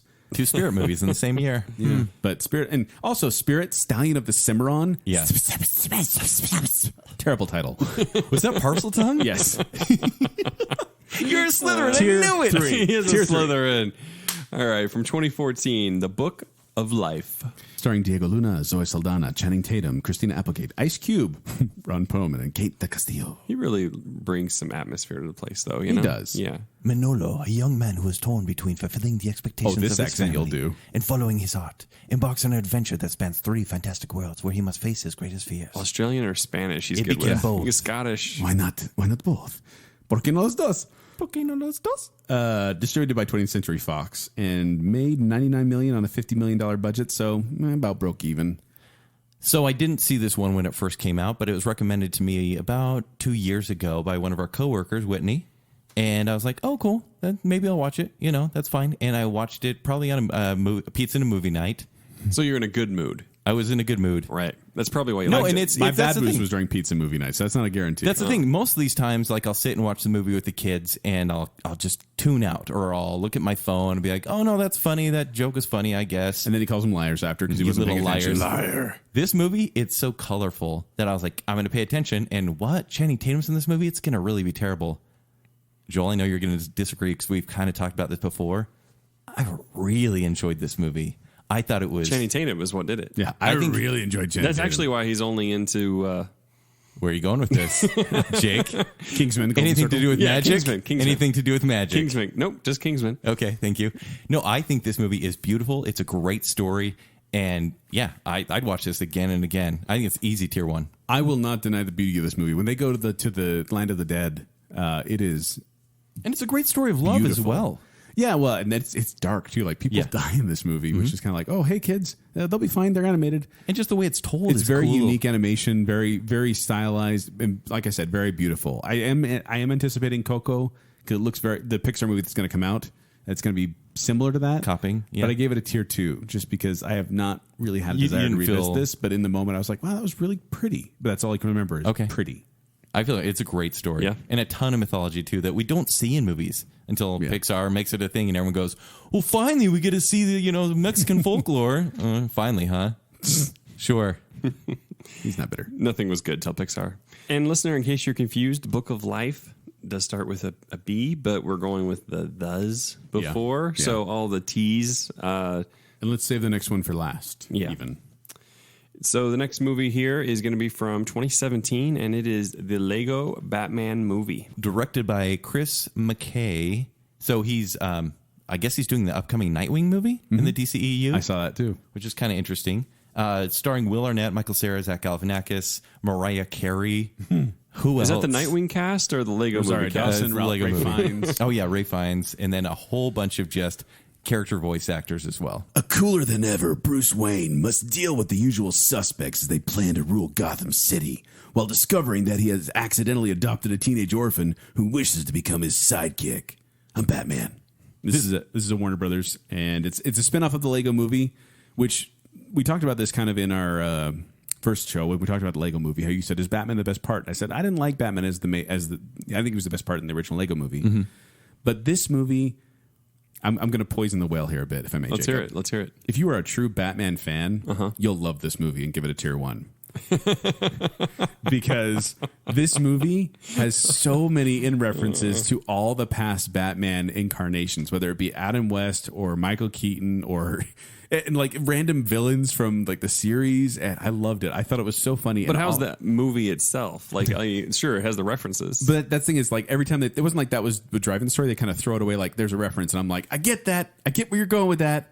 And I thought that the whole point of the Joker wanting to be Batman's villain, like it was like a relationship thing, was really kind of funny. How he's like, "No, we're arch nemesis," and he's like, "No, we're not." "Yeah, we are. I'm your arch nemesis." "No," and then they end up breaking up. I thought Michael Cera did a fantastic job as the naive Robin. I thought and it was great to put kind of the darker Christopher Nolan type Batman against the Burt Ward goofy Robin together in a movie. So I'm giving this a tier 1 without question. This should be called the Lego pandering movie, because that's all this movie does. Is Not a true Batman fan. Oh yeah, not your Batman fan. This destroys the whole Batman mythology. This is the Family Guy of Lego movies. We found every joke we could about Batman. We're going to throw in these references. And to be honest with you, the first 15 minutes, I loved this movie. I was like, this is the funniest movie. And they showed all these random villains. And I was like, thank you for doing this. And then I was like, wait, that's not Robin at all. In any incarnation. Batman's in love with Barbara he's okay Gordon. with the Joker playing Lex Luthor in Batman v Superman. How is he not Robin? What? How is Michael Cera not Robin? What do you mean he's not Robin? No, he doesn't play. That's not Dick Grayson's character at all. And Neither then is Bruce Jesse Wayne is Eisenberg love a of Barbara valid Gordon Lex in Luthor. this one. This movie made the Lego movie great for me, because the more I think about Lego Batman movie, the more I hate it, actually. And then at the end, hate they're Batman. like, and look, I think it's funny to be like, here's every monster ever. Right. They had Daleks in there for that's crying out funny, loud. but then I was like, oh wait, There's Daleks in this? Yeah. and I enjoy that it's the Bat Family movie, but it's not the one I wanted. And then it became just, we fight everything. Isn't that crazy? Zach Galifianakis as the Joker. Like, I liked that the Joker, I liked who the Joker was in this movie, but I thought he did a terrible job. I thought he did great. I thought this movie was force fed. No way. Like IV sugar that never shut it was up. so entertaining. It's tier 2. I watched the trailer, and that was kind of my impression, so I didn't watch it. I it was panders. afraid. No, it's fine because It you panders so guys are on hard. the same level of Batman fandom. So Nice that's fine. try. Hey, how's How does Family that- Guy wait, treating you? How does that feel, by the way, to know that you're the same level of Batman fandom as Jacob? Oh, Jake's tier 1 Batman fan? Yep. Jake, High five. yeah. Air five. I'm sure he is. name the 2 Batman actors I didn't name in my list of Batman actors. I didn't pay attention to what you're saying. See? Yeah, I didn't pay attention to You're what on you were that saying either. All right. Hey, Next movie. guess what? Lego Batman, not Baconsale approved. Oh, I love being on You the guys winning can't even side. high five that. You guys can't even high five that. See, doesn't that count. sounded- Pow. Yeah. All right. Yeah, Next their movie high five was about as valid as their opinion. is from 2012, The Lorax. Starring Zac Efron, Taylor Swift, and Danny DeVito. Ugh. Hold on, let me find the synopsis for Fern Gully real quick. A 12-year-old boy searches for the one thing that will enable him to win the affection of the girl of his dreams. To find it, he must discover the story of the Lorax, the grumpy yet charming creature who fights to protect his world. So we have a very, very short story. And Dr. Seuss is great. And the book, No one I is like the disputing Lorax that. book. And so what they did is they added a lot of color and actually some fun songs. This movie has some fun songs. But man, I have some fun songs. Do you? Yeah. Go ahead. Off air. But and honestly, I'll say this: Danny DeVito, great as a Lorax. He is the Lorax because Danny DeVito looks like the Lorax in real life, doesn't he? I could see that. But then you throw Ed Helms, and Ed Helms has to sing in every dang movie he's in. It's not good. Zac Efron, Taylor Swift, Betty White's here. This movie, It's obvious they were pandering with the casting, where it's like, hey, we Right. got Taylor Swift and Zac Efron, kids, come see our movie. Yeah. Oh, by the way, heavy-handed message, heavy-handed message, heavy-handed message. yeah, is a tier 3. It was terrible. And here's another fun fact about this movie. So this movie's all about a town where they've gotten rid of every tree ever. There's no trees, there's no environment. They've destroyed the environment. And yet they had over 70 product integration deals for this film, including a number of non-environmental products. And so I think, if you owned one of these products, it means you were supporting the Lorax, right? Mm-hmm. Including the Mazda CX-5 SUV. Is that true? That's true. Mazda used the likeness of the Lorax setting and characters in an advertisement for their CX-5 SUV. Oh, I got tier 1. Ken, what do you Changed drive? it- Tier What do you 1. drive, Changed Ken? it to tier 1 CX-5. So Ken, its new name is the Lorax. No. It's the Onceler. Oh, man. You did that, Joel. I didn't do that. But yes, this is a tier 3. It's terrible. Can we go and ride in the Lorax later, Kent? What is yours? Because you have a CX-9. We'll call yours the Lorax. Mine is the Onceler. Okay. This is so weird. All right. From 1978, we have the animated The Lord of the Rings. Now, lest you think we're not going to talk about The Hobbit, we're not. Because Lord of the Rings was theatrically released. Lest you think Yeah. normally leads to... I know. Yeah. That's why they mislead. But Lord of the Rings was a box office, whereas Hobbit was a TV movie, and we are not doing TV movies in these episodes. But we may someday. One day, In season 9. yeah, starring John Hurt and Anthony Daniels. The Fellowship of the Ring embark on a journey to destroy the One Ring and end Sauron's reign over Middle Earth. We all know that story, right? But we it do. ends. This sounds It familiar. ends strangely I at don't the know. end of the second movie. that's the weird second part about book. this, because I was watching this, and this is a great condensed version of the story for kids. Yes. Like you can throw this on for your younger viewers, and it is scary. What's the runtime? but Do we not have too it? scary. It's not long. It's like just about 2 hours, I think. I think it's about 2:12 Is it over? because 2 hours? it is a little bit long. Well, that's fairly long. Yeah. Yeah. Yeah, but they fit in 2 whole books into it. And I don't know what happened. I kept trying to figure out why, because it was a financial success. People liked it. And then they just never... They made Return of the King, but it's a completely different animation studio. It's a completely different studio, a completely different look. Yes. It's not the same one. But this is good. Joel, can I ask you this? You were surprised, right? Yes. As was I. Jake, they do something really weird where the animation style, it's really kind of crummy looking, like almost purposely just Well, old 70s and- animation. Well, yes, yeah. but Right? then they do this thing where whenever they film orcs, Yes. they basically do it behind like giant canvases, and it's people dressed up. They call it rotoscoping, where they, Yeah, rotoscoping. they film real people and then they trace over the people to make it look animated. So then they're real, but they're animated at the same I've time. seen this. I've And seen it's dynamic. It feels different, Like like it because you works? have the hobbits running around, then you have the orcs, and they feel like otherworldly, which is impressive. If it was so for me, if this movie actually finished, and if the battle scenes, because the battle scenes were really confusing, there wasn't a lot going on there. And the last 20 minutes was it was Helm's Deep. And it was just like people running back and forth and retreating and coming back. Yeah. And so I was like watching it. I'm like, this is tier 1. I love this. And then it kind of fell apart and totally fell apart at the end. It's a tier 2 for me. If it would have finished, if they would have had one more movie to kind of tie it in, or even gone 3 hours, Yes. this would have been a tier 1. Agreed. Oh, But you it's guys are it's a tier 2. Yeah. you guys are a team again. All right. Next movie. He's a Lord of the Rings fan. I'll acknowledge that. From the year 2000, we have The Road to El Dorado. Starring Kenneth Branagh, Kevin Kline, and Rosie Perez. That's really all you need to know. 2 swindlers get their hands on a map to the fabled city of gold, El Dorado. And I didn't know what to expect going into this movie, but apparently this was modeled after the old Road 2 movies with Bing Crosby and Bob Hope. Right. Which I really enjoy those. Great buddy you know comedies. those, right, Jacob? Yeah. Yeah. So it's that style of comedy. And I feel like this movie is an example of what happens when you put good characters in a bad movie. Yeah. Because the 2 main characters, I can't even remember their names right now, Kevin Kline and Kenneth Branagh, whoever they play, their chemistry's good. It is. And they're witty and they're bantering and it's really fun, but they have nowhere to go with it. And Rosie Perez, I've never really liked her as an actress. And I don't know who that is. The animation is really good in this movie. Elton John does the music, which is weird. and it's not great. El Dorado! Thank you for that. But here's the thing. Like, I think the animation is good. The characters are good. There's not much to do in their movie at all. And it's kind of the Prince of Egypt's fault because they were doing Prince of Egypt around the same time DreamWorks was. And DreamWorks, is that right?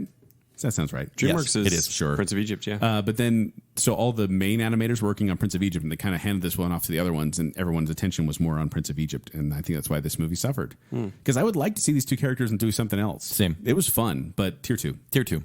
Tier 2. All right. From 1998, The Rugrats movie. Starring E.G. Daily, Kent. Oh, E.G. Daily, the world famous A-lister. I'm going to pull her up just so you can, it's Elizabeth Daily or E.G. Daily. You'd recognize her if you saw her. She's a voice in a lot of things. Then why would he recognize her if he saw her?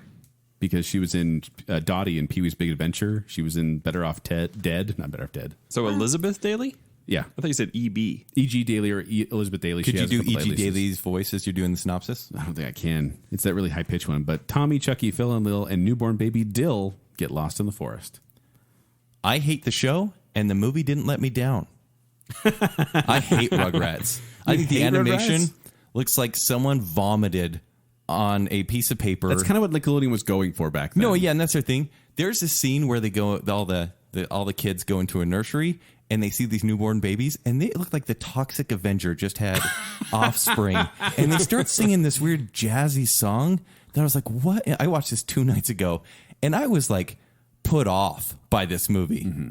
It was hideous, boring, and it's under an hour and a half. It's maybe an hour and 20 minutes. Probably. And I was like, why make this? It didn't really seem consequential other than the fact that Dill was born. Like, it was a big moment for... What's Dill's last name? Pickle. Yeah. So, Joel, did you give it a tier 1? Well, I'll tell you a story. So I went to go see this movie in theaters, but it was after it'd been out a while. Because you like the cartoon enough, right? Yeah, I like the cartoon enough. Yeah. And I think we went there on a date. It was like a group date, maybe. But we went to go see it, and it was at a theater in Clearfield. And we walked in, and this guy went, you guys coming to see the movie? And we're like, yeah. And he's like, okay, well, if we don't get a few more people, we probably won't be able to show it. What? You're paying customers. The theater was empty. And he said, if we don't get so many people in here, it's not going to be worth the time to run it. But they got just enough, and we were able to watch the movie. I thought it was fine. I'm going to give it a tier 2 just for nostalgia reasons. Because you're on a date. Yeah. No, I like the Rugrats. I think they're fine. Yeah. And I liked the story of Tommy learning to love his little brother. Because they have kind of that relationship of like he stole his baby thing. I hated this movie so much. There's that moment when Tommy realizes his little brother's scared and he goes and comforts him, and it's very sweet. And then he calls him a liar. Liar. Remember how in part 1 of this non-Disney show, I was like watching all these movies with dates? My dates clearly ended with these movies. So, all right, let's move on to the next. All right, what are we at? The Secret of Kells from 2009. Starring a bunch of Irish people. A young boy in a remote medieval outpost under siege from barbarian raids is beckoned to adventure when a celebrated master illuminator arrives with an ancient book brimming with secret wisdom and powers. Brimming, you say? And this is the same studio that did Song of the Sea. And it has a very similar animation style. Yeah. Beautiful. It's very unique. Like, you watch this movie, it's definitely one that sticks out animation-wise.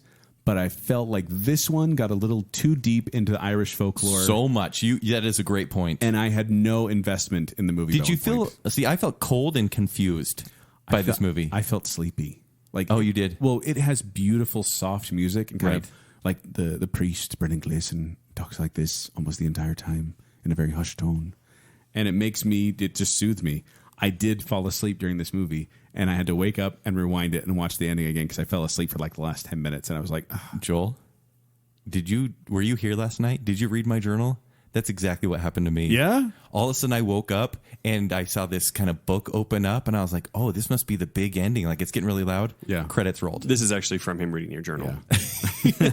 No, I felt the same way. So when I rewound it, and I said, I must have missed something big, because it built up to this thing where it's going to be so great, and there's this spirit in the woods that was actually a pretty cool thing. Yeah. And I was like, there's going to be a big ending, and nothing really happens at the end. No. And I'm like, he writes the book. I said, maybe I should just be Irish. Is that like your journal too? And this is all... Oh. This is all about an actual book, the Book of Kells, an illuminated manuscript in Latin containing the 4 Gospels.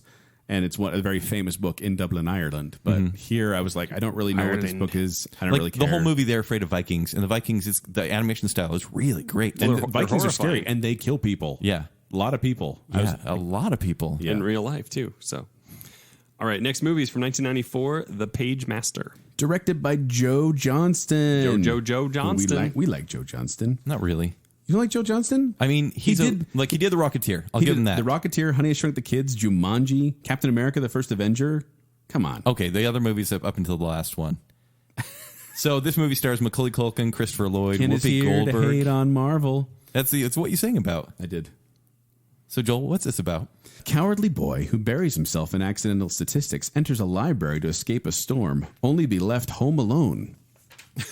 Well done. So it starts out live action as this kid going into a library, and then it turns into animated, and it's about the boy just trying to get out of this animated library. And he has 3 friends, fantasy, adventure, and horror, who are 3 genres who They're are represented books. by books, and they help him through his journey. By the way, Yeah. horror is voiced by Frank Welker. Oh, is he a voice actor? I don't know anything about voice actors. Yeah, I thought not. This movie seems like it was made in a weekend.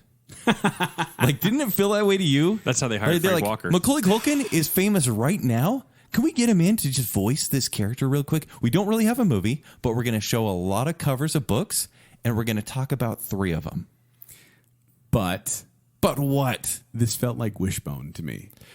Good call. This felt like Yeah. Wishbone because it introduces a bunch of characters like Dr. Jekyll, Mr. Hyde, Moby Dick. I can't remember any off the top of my head right now. Those are the only 2 that came to mind. But a couple other characters, famous literary characters. And I thought that's kind of fun to be able to kind of expose kids to, hey, here's this character you're going to learn about one day. Expose kids to horror when he's walking through the halls and is like The Shining, Salem's Lot. Yeah. I'm all, what? I mean, I get that they're horror books, but do kids need to know this right now? They're not going to know what those are. Well, sure. But I feel like that was like, My daughter's only gotten I'm partway drawing this through weekend, and Misery. this is my Easter egg. Kids, prepare to be disappointed when you're older and watch those. Well, they're books, so you read them, Jacob. Or read Yeah. them. The Jake got lost in he hit his head in a Blockbuster video, and he dreamed all this stuff. That's where it should have happened. He's watching Ghoulies 2 for some reason. That's what's going to happen. The Blockbuster when they Master. remake, Yeah. When they remake Page Master, it's going to be that. It's Yeah. going to be about videos. This is a tier 3 for me. I gave it a tier 2. Just Just really lackluster. The animation was bad. it was fine. Like it wasn't. I didn't think it was as bad as some of the other movies we saw in here. All right, guys. 4 more. Let's do this. But From 2015, the Peanuts movie. we don't really. The starring, there's not really anyone famous in there. Snoopy embarks upon his greatest mission as he and his team take to the skies to pursue their arch nemesis, while his best pal Charlie Brown begins his own epic quest back home to win the love of his life. Will he do it? If that Guys. sounds familiar, it's because it is. It's the exact Peanut story you expect. I have a confession to make, and I want to apologize to Greg from Greg's Guide. Never been a Charlie Brown fan.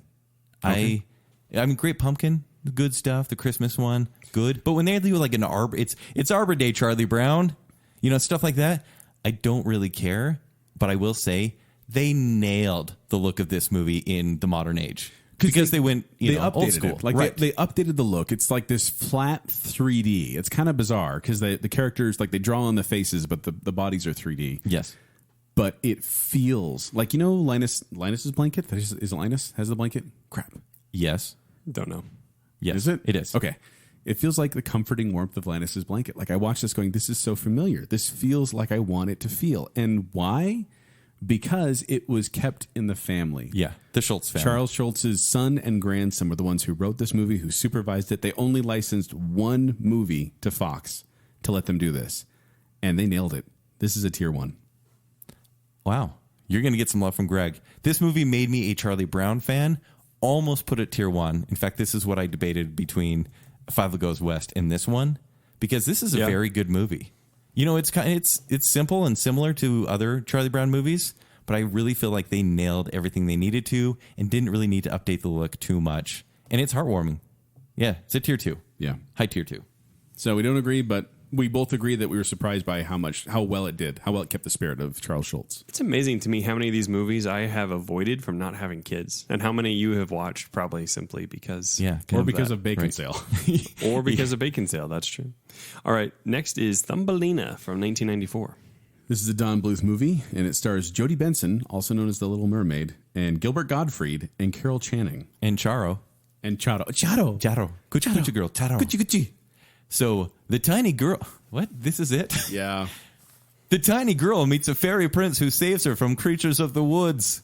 I wrote that in my sleep last night. And it's based on folklore. This is a traditional tale. Kent, I'm going to give my argument in song, but not my song. I am going to play the Razzie Award-winning song by Barry Manilow, who did the soundtrack for this. Yes.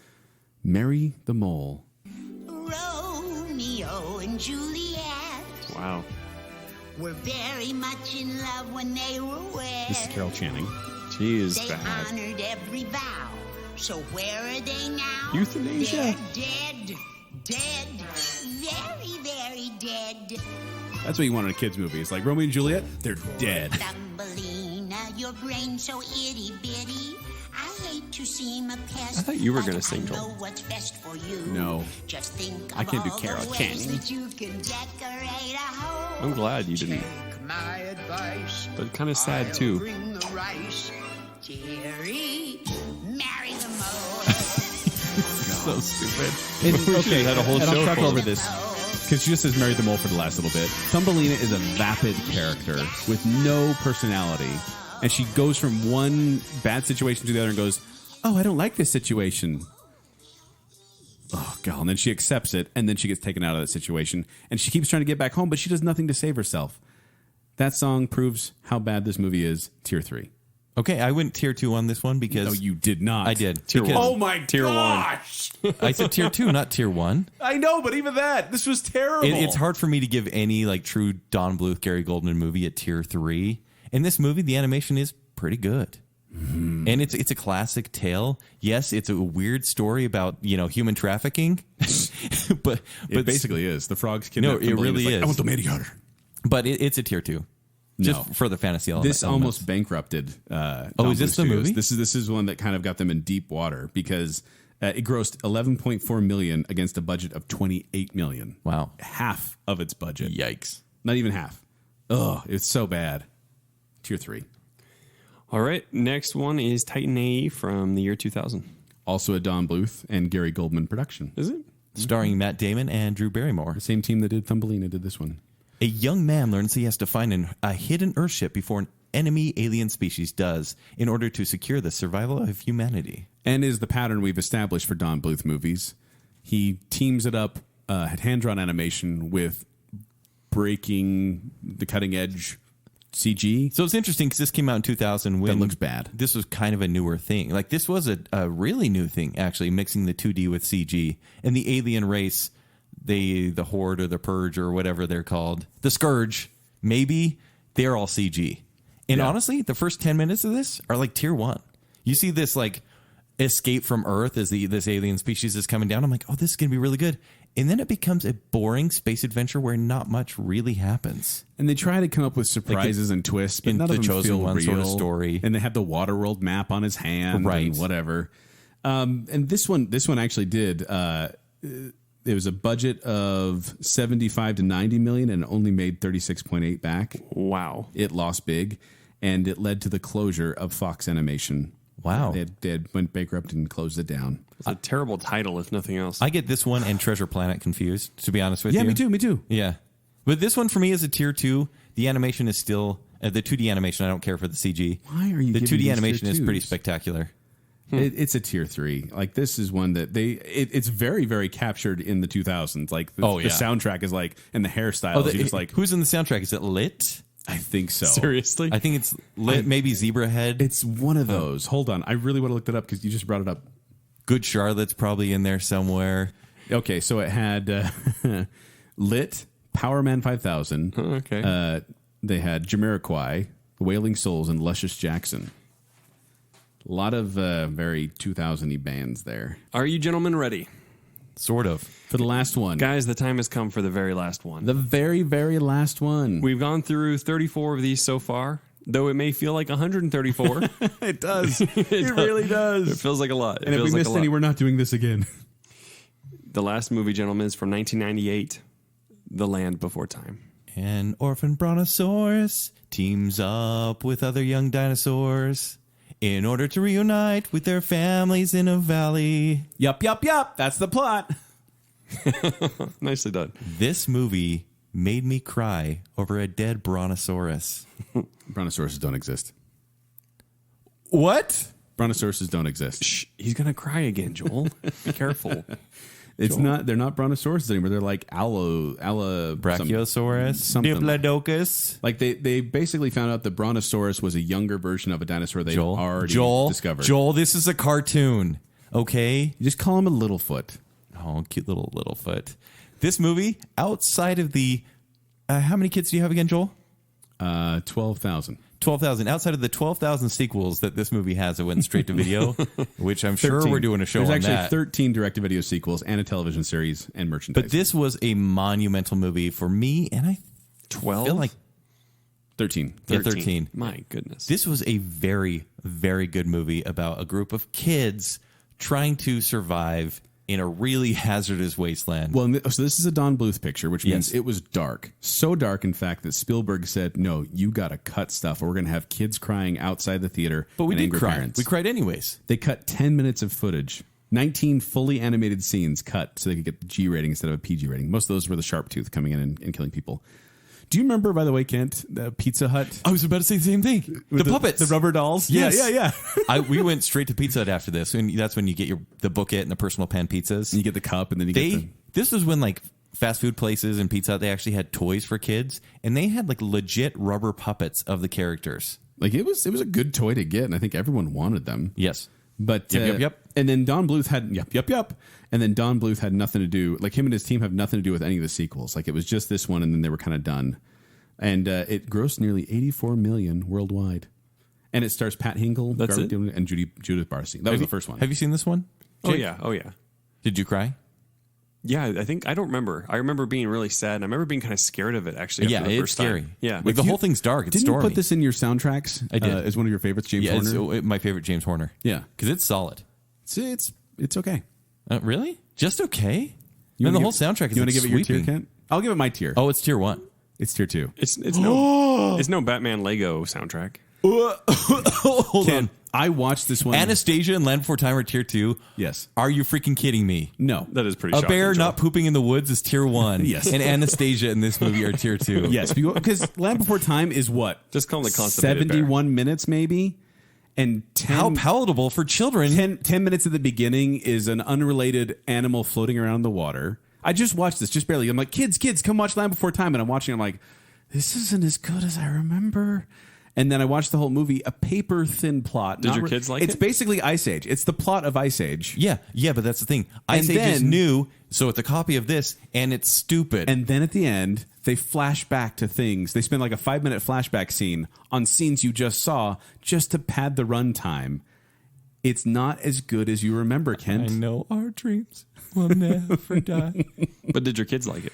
They liked almost every movie we watched, Kids are dumb. but I told them that was okay. That's what I tell my kids. I'm giving it a tier 2 only because watching it again. Unbelievable. That is pretty What was the last time you guys watched it? I'm never watching this again because I don't want to have my I childhood watch it every ruined. pizza night.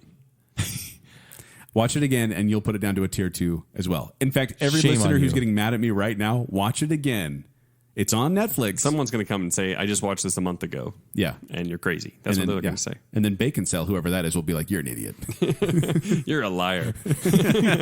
Whoever that is. And we're like, who let Ken on social media again? Yeah. And I wish I could have loved it as much, but watching it again, it just wasn't as good. You have no music in your heart. Unbelievable. Hashtag Joel 2017. Yeah. Wow. That is harsh. Jeez. That is harsh. It's not harsh. I gave it. It's upper tier 2. You broke my heart with that one. It's upper Yeah, tier 2. that was more sad than the movie itself, really. It really was. Yeah. Actually, the first time a few years back, I tried to watch it with my kids, and right at the beginning, I was like, "They're too young. They're too young," because they were getting really emotionally invested when the mom died. And I went, "Well, we're gonna watch something else, kids." But they I watched remember it. when the mom died, I was like, oh my gosh, what is happening? Is this real? This is terrible. Yeah, I just Yeah. watched it. It's not as good as you remember, Jacob. Probably is. It probably is. I'm going to watch it tonight. So there you go. We've gotten through. We did it.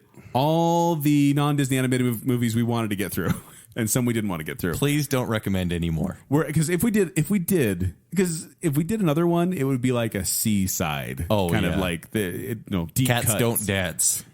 Ones like that really aren't Hoodwinked. It's going to be all tier 2 and tier 3. Actually, I liked Hoodwink. That was pretty entertaining. I mean, better than Land Before Time. Yeah, I'm sure it is. I would probably give it a tier 1. I'd have to watch it again though. It's been a It's long time. Shrek Light.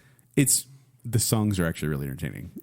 Happily Never After, too? I mean, you That want to one put wasn't it in as there? good. I didn't like that one. Are you sure? Yeah.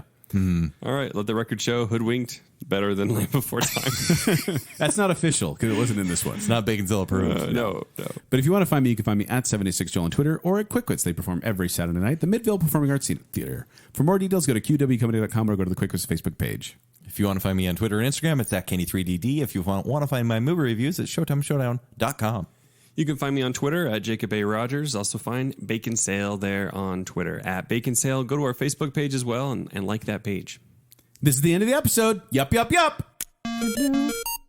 Hello. Hello. Hello. you today. Hello. Singing a primary song. By the window. Regina Spektor, maybe? Kid wants to know how to train his dragon. And life is a road that I want to keep burning. Love is a boat that I want to keep stirring. I don't know the lyrics. It's a boat that it's a gravy boat. Yeah. He wants to stir the gravy boat. The gravy boat. He makes good decisions. I'm judging you for the rest of the show. When is that? Is that different from any other This show? is going to be new. I miss the days when the days were long and the days were soft. I don't like the days when they're hard and when they're not easy. But life is not easy, and life is hard, but soft is good. That's the one where the little baby dolphin breathes in his own farts. They made this with Kazaa. The Oath of Gahul. And then he went to the sword of Cathar and cut off the head of Monroar to create the gem of Blekantar. Oh, but Joel, they invented a new algorithm to get feathers to ruffle when air goes past them. I really like King Julian. I knew it. Every time he comes on the scene, I'm like, yes, King Julian is back. Boog. Elliot. In a robot world. You want to track your statement now, punk? It's a gangster story for kids. After I saw this movie, Shark Tale is my greatest fear. My wife made me say this. I shouldn't read this, but I'm going to. Keep that secret, kids. This movie made me doubt my love for my kids. I really liked it. Shut up. Did somebody say James McAvoy? Tier 1 from Ken. That's the beast. Happy Feet made me want to club a bunch of penguins. See, I felt cold and confused. The Owls of Gahul. And this is how you remind me.